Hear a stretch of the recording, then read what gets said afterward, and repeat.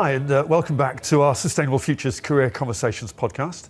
I'm here today with Adam Reid from SUEZ. Adam, do you want to just introduce yourself? Hi, Paul. Thanks for the invite. Yeah, Dr. Adam Reid. I'm the Chief Sustainability and External Affairs Officer at SUEZ.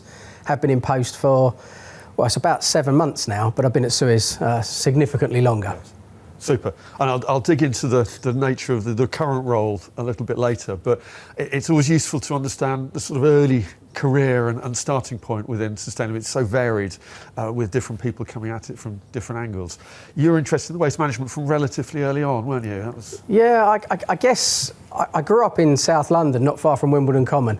One of my favourite authors was Elizabeth Beresford, who of course was the author of the Wombles. Yes. So I was keen on litter duty, partly because I was a little bit naughty at times. So I did spend the odd afternoon doing litter duty. I think it just kind of captured my attention. Why is it we throw stuff away? And so from 11, 12 onwards, I was getting summer jobs at places like Chesington World of Adventures, not dressed as one of those crazy, gimmicky, cartoon characters, but actually doing litter collection, because not only was I keeping the planet clean, which seemed like a good thing to do, but it also gave me an opportunity to talk to people about, well, why they just dropped that litter? And suddenly it all dawned on me that, by the time I hit 16, I was a big geography fan. I was going to study A-level geography. I was looking to do, geography degree, and the environment just seemed to be a hot topic. Yeah. And you took that on into a PhD and a proper study. Undergrad geography, did a thesis in that third year about landfill policy, of all things. Why are we running out of landfill and what can we do about it? And that was probably a reaction to my old man, who wasn't a dustman but did work in the industry. So he was working for Kensington and Chelsea back in the day. And it just became quite an interesting kind of nexus of, here's an interesting environmental policy area that didn't have a lot of attention from teachers. It wasn't on courses. So I started to get stuck into it, and that just led straight into me going to, Exeter to do a geography degree, wherever the opportunity arose to do the intervention between society and environment, I did those courses, and eventually I got into sort of land use planning, climate science. Yep. And then had to do an undergrad thesis, and that was all about policy again. That led me through to a PhD, because having done 18 months working as a recycling officer in London, I was just frustrated by why we weren't doing better or faster or more. And so the PhD became a kind of an outlet valve for me. Answer the exam question, what's wrong with policy? Why doesn't society do a better job? And that's where the career started, because suddenly I was doing stuff that consultants were doing and industry was asking and government policy was trying to work out. So, 25 years later, I'm still kicking around the sector. And the first part of your career was that consulting. You were working in consultancy in various places. What do you think that gave you in terms of skill sets I think consultancy is about answering somebody else's question. I think doing a PhD was answering my question. I think you quickly learn that time is money, which I think is a great skill, no matter where you work or who you work for, because if you can't get a job done on time and to the quality of the expectation, you can't manage expectation, then you've got an issue on your hands. And I think that's stuck with me ever since. I think also it was the ability to spin plates. Lots of different projects live, working over different time frames, working in different teams. So one day I'm working with life cycle assessment experts, the next day I'm working with policy, the third day, it's a behavioural change campaign, and it's the ability to switch in and out. Yeah. And I think, that stayed with me, because now every day's multiple meetings, multiple clients and very different issues. Mm. And you built teams focused again on the waste sector and particularly policy at times, and how to actually deliver change. That seems to be, when I've talked to you in the past, it seems to be your passion is about, okay, let's get things done. I think I like a bit of implementation. There's a lot of rhetoric. Policy can be a lot of hot air, a lot of chat, a lot of goodwill, and then politicians move on. And I think sometimes that's quite frustrating for those like the local authorities of the world that are left, holding the baby. And it's how do you make that happen? And I guess as a consultant, we were being brought in to answer that question, the what next, or how do we, where's best practice, can we afford it type question. So I built teams, bright people, academic often, or been in local government for a couple of years, and we're looking for that, how do I get out of this frustrating, we're not implementing, into well, let's go and help somebody else implement. Yeah. And I guess over time, 20 years almost in consultancy was always about let's get something done. So let's create some best practice, let's showcase implementation at its best. And yes, we had to write strategies, of course. I mean, I remember one of my earliest ones was the Essex Waste strategy, which was in effect all about we don't want London's waste. Right. So where can we build our own infrastructure? And that just moved on into, every authority wanting to do something that was close to home, appropriate scale. And you quickly learnt that the technologies were interesting, but the local politics of the decision making were far more important. Right. That sort of engagement piece presumably was something you built on the back of that sort of technical understanding. Yeah, that engagement piece was really important. I spent more time as the career developed working with communities or working with stakeholder groups. Sometimes it was lots of authorities around a joint initiative, but actually enabling them to have honest conversations, explaining sometimes the inexplainable, the really complicated science of carbon, or a technology that had never been seen in the UK. So would it work? And getting people to go, yeah, actually that sounds like it's the right direction, because we could never give them the end journey, the end destination of a long journey. But what you could give them is like, there's some stepping stones that are positive, and we can design this together. And I think, a lot of communities out there actually embrace the technologies that have been built over the last 20 years, but at the time, completely anti them because they didn't understand them. It was a threat. It was a big, ugly chimney. And the reality is, it's jobs, it's opportunities, and actually, it's cleaner than the main road. Yeah. And it fits into that process of we need to get this energy and we need to do something with this waste. Let's put the two together. I think it's setting that narrative as well. It's sometimes it's the waste treatment is the end point, but the reality is, well, we're generating local electricity, there's heat, there's all sorts of other upsides, including recyclables, that sometimes just make everything a bit more palatable, but you don't see that with the campaign groups. And so I did spend a long time in my career being, not at war, but in a tense relationship with campaign groups who thought I was a bad guy because I was advocating change, or technologies that they didn't favour, when in reality I was a pragmatist going, we need to move away from landfill. And to do that, we're going to build some stuff that maybe you're not going to like, but it's not going to be there forever. It's a 20-year, 30-year transition as we go recycling, circular economy, and all the other lovely stuff that everybody says that they would support. Yes. And that sort of obviously is a lead into the next role, which was into SUEZ and external affairs in a broader sense. Talk about how that sort of changed your outlook. And I was a lucky. I mean, I've always said I've been lucky, but you make your own luck, don't you? So right place, right time, and I've always been very noisy, as you know. So I mean, I like to be at events. I've always, not been afraid of writing an article that perhaps challenges the norm, and so I was quite a visible character in the waste world. And I guess when you get a phone call from the CEO at SUEZ going, we want to change the way we do external affairs. We want to become critical friend of government. We want to help them on the journey of transition. You're going, well, that sounds a lot like what I've been trying to do for the last 20 years. And actually, I think my career in consultancy, I became less technical with time, did more of the communications and engagement, I did more of the management of teams, and became a lot more involved in the strategy of the business. And so ultimately, coming into a business like SUEZ where, Adam, look after external affairs, you're a team of one, but representing this machine, this global machine. But what we want you to do is reposition ourselves with government and help them, and we'll give you the resources, we'll give you the teams, the expertise. So there's some brilliant people now that don't sit under me, because they're brilliant in their own way, but I facilitate the ability to take experts into government to help them get their policy decisions right. And sometimes, it's as simple as saying, that doesn't work in reality. And other times it's saying, it's a lot more complicated, but we'd love to work out a payment mechanism that would work in the real world. Yeah. So again, bringing it back to skills and what you've had to add to your armoury of skills, is there anything you think is particularly different working in that sort of corporate environment as opposed to a consultancy setting? Yeah, I guess there's more corporate time. There's more time in the boardroom, both with the OpCom, if you like, the board directors in the UK, but then dealing more recently with Paris and the management team out there. So I spend a lot of time, I guess, providing data, sharing best practice in a small world, and understanding those stakeholders, because they're different from communities or my team, if you like, but then translating that back to my team and saying, right, the big messages are this.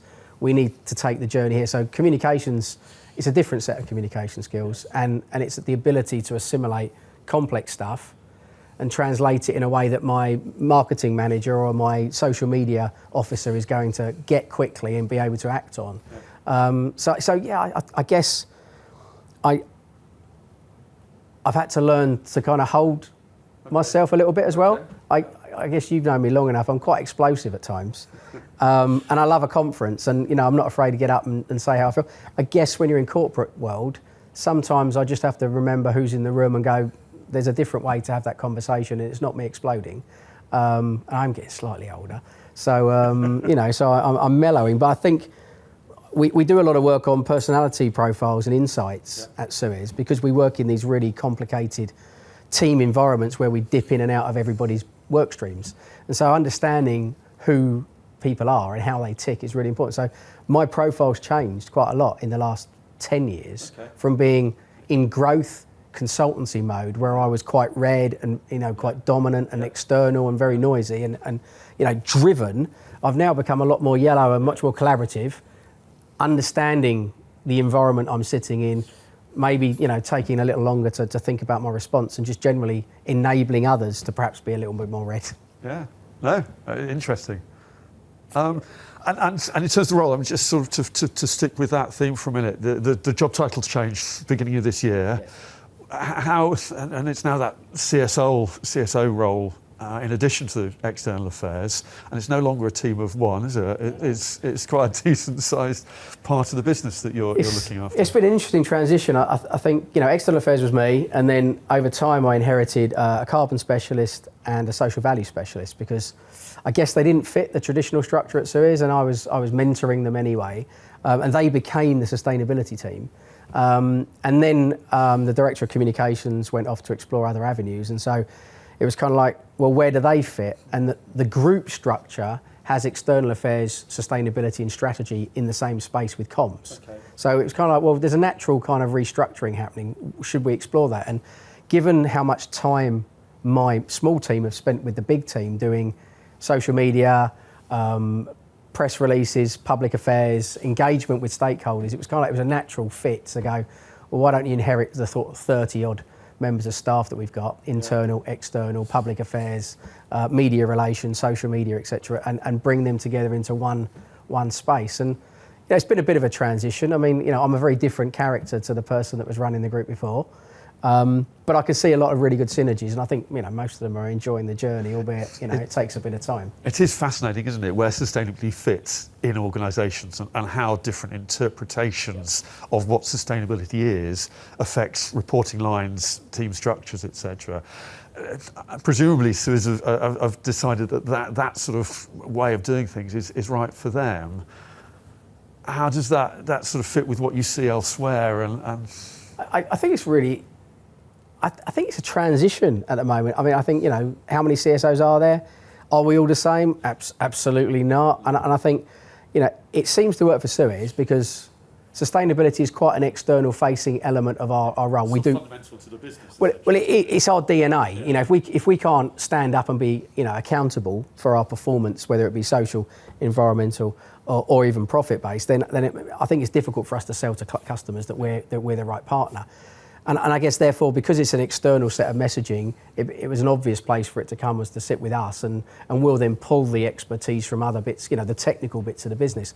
But when you go into other businesses, they've got reporting lines, and we've got an environmental team, actually, that does all of our kind of permitting and licensing work. Separate from... But it's separate because that's kind of, you call that operations, you'd call it day to day, whereas we're a bit more strategic, a bit more high level, a bit more messaging. So that's why we've kept them separate. Yes. But other organisations, it would sit very much with those. Yes, it tends to be about a compliance piece, doesn't it? If it's sort of fundamentally compliance led, then it's more operationally led, and if it's more strategy and forward thinking, then and I guess we wanted to make it core to everybody by making it not only part of our strategy. We've got 9 strategic goals, and effectively they're all to do with sustainability. And by demonstrating that to the business, you go, this is who we are, this is core to everybody. You don't want to put it in a team that sits over there that looks a bit compliance, because they've got their own reputation and history. I guess by creating a new business unit that's got a very different flavour, which is external and communications, it probably feels better to the average member of SUEZ staff that goes, okay, I get it. This is actually really important. It's got a seat at the top table, and it's got a group of people in it that are all about us and who we are and what we do. And you talked about transition earlier, and the fact that the whole nature of that role is changing CSO and sustainability and where it fits. Do you have a feel for where it's going? One thing you can be sure of is growing. I think, the remit and the scope of what my role does and the equivalence when I talk to, not so much in my sector, but the other sectors that we support, the scope of the role just seems to be getting bigger and bigger, because actually people are realising that you need to be able to influence procurement, you need to be able to influence engineering, you need to be able to influence the messaging and the positioning and the brand. So I kind of guess you might even lose the role. The title might disappear over time, because you'd argue that my chief exec does the role by embedding it in everything we do. And so then you go back to where you've got compliance people and you've got people that run comms and such like. I'm not sure the title will live forever. I think it's one of those titles that you need to drive change and embed. And I think once that's done, I think you might have a sustainability manager. Okay. But I'm not sure that unless the market demands you need a title like that on the board. I think it's more than that, personally. I could go off on one now, because I think that in reality there needs to be a clear sense of a driver of sustainability specifically, and I think without that central person doing that, then it doesn't have the kudos, the sense of where it fits in an organisation in a way that it needs to. And I would agree, but I think I would challenge you that at some point, if it becomes true DNA, if our business becomes so, like health and safety, you could argue I don't need a health and safety director, because health and safety has been so paramount to everybody in our business for so long, and our messaging is so clear, and our reporting is so obvious, that you get to the point where that person is not driving change, they're becoming more compliance. But you've still got a health and safety director. We've got a health and safety director. And you've got somebody there in order to ensure that all But you could have continues. a sustainability director. Yes. Which is still a tier below the CSO. So it's about what's important to the business at the time. And I think if you look at our business, what we represent, we've got a director for innovation. Yes. And that's a very clear message to everybody that we are driving change and moving forward. We haven't got a chief compliance officer. No. That sits one tier below. It'll be interesting, won't it? I think all of us are seeing, and over the years, it has evolved and developed, and where it sits. Well, I think the CSO role is, five or 10 years ago, I'm not sure people were clamouring for the job title at all. Now it seems to be the one everybody wants. It sort of came from the States, didn't it? And a lot in the States, and it's just starting to get a bit of traction. There's a whole conversation around whether it's real and what it means and where it fits. Well, when I was first offered the role, I was like, I really wanted to maintain the Director of External Affairs, because to me, that was what I was doing. To me, that's really, really important for our business. But actually, it's everybody else that sees the CSO role and the title as being really important, because it's given us access and given us platforms that maybe I wasn't even thinking about. So I've probably been surprised by how much traction the title gets. Useful, really interesting. I'm going to change tack a little bit, because you're, I know, being passionate about green skills and encouraging the next generation through. We've sat on various working groups and webinars and the rest of it.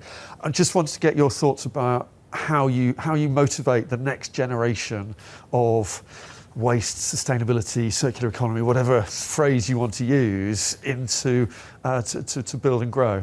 None of the above. It's probably the right narrative. I think what's interesting, so I sit on the, I suppose it's UK government, but in effect it's English government's Green Jobs Delivery Group, and I'm representing the waste and circular economy sector in inverted commas. And I think what's interesting when you sit around the table with 4 government ministers who are supporting it actively, and you've got 10 different sectors that are covered in effect, and we're all talking about the same issues, which is our sectors are unattractive on the whole. They're not well taught at GCSE. They're not obvious to Key Stage 1 and 2 when you go into primary schools. Yet they've got massive ambition in terms of growth, and the skills requirements are just going through the roof. We can't map the different needs and competencies because we're talking about technologies and management systems and I guess ecosystems that are changing more rapidly than any of us have seen in our careers. So how do we communicate that? Well, firstly, I talk about fighting climate change, and I make it all. I don't make it about net zero because that only works if you're a business.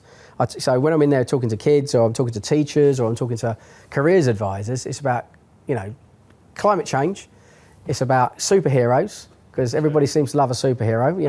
Pick your Marvel hero of interest, and I think we start talking about here's a career a bit like my son's 11, and I don't think they're talking about jobs at the moment, but interestingly, when the parents are coming in to do those little sessions that happen every year, jobs and things I do, I ended up taking some of my staff in from one of my interesting technology plants and went, go and tell them about the interesting, crazy chemistry you do, and they were like, well, why? And I was like, because you're going to blow their mind, and they did, because they went in there and they were like, well, this isn't rocket science because we don't build rockets, but we're applying the kinds of science you'll do at school to this stuff, and this stuff is what's coming out of your house and your mum's house and your uncle's house, and when you go to work you'll still be producing rubbish. So you can make it about rubbish, but you make it about, and it's a career, because you don't want to be a bank manager, you don't want to be a vet, they're cool, they're great jobs, but if you want to save the planet,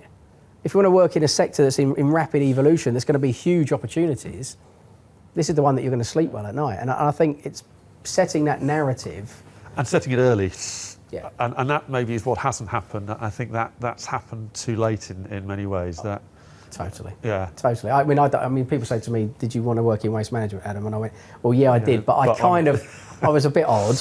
And I was at a conference the other day, and people were asked to stand up if they chose to work in waste management, or did they know at the age of 16 or 17? And actually there was 2 of us in 200 that stood up, and both of us had some family member that was in the sector. Right. So we've got to change that. Yeah. But it's not asking, do you want to work in waste management? Do you want to work in the circular economy? Do you want to drive, decarbonisation? Do you want to be at the heart of resource efficiency? I think, critical raw materials. These are phrases that I think are going to start to be quite interesting for kids, because they're going to go, okay, now this is cool because that's got 30 years of career evolution in it. I'm going to be solving one problem, and then I can apply it in a different space, or I can change geography, or I can travel the world, because that's interesting, isn't it? Travel the world applying this, because Germany will be 3 years behind us, and then Saudi Arabia will be 10 years behind Germany.